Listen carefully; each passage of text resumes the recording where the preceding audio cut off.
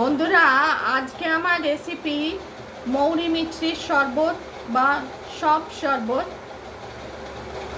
প্রথমে আমরা গরমকালে তো খাবার খেয়েই থাকি, খাবারের সঙ্গে যে শরীর ঠান্ডা করে যেসব শরবত, সেই জন্যে মৌরি মিছরি তাদের মধ্যে একটি।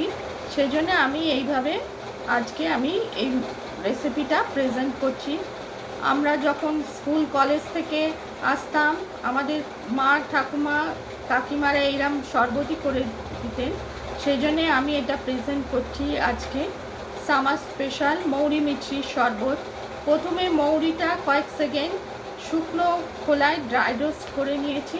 তারপর মৌরি মিছরি আর ব্ল্যাক পেপার মানে কালো মরিচ, ছোটো এলাচি একসঙ্গে মিক্সিতে পেস্ট করে তারপর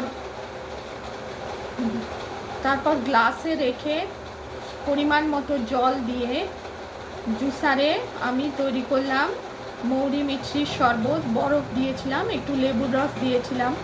রেসিপি পছন্দ হলে লাইক করবেন, চ্যানেলটিকে সাবস্ক্রাইব করার অনুরোধ রইল।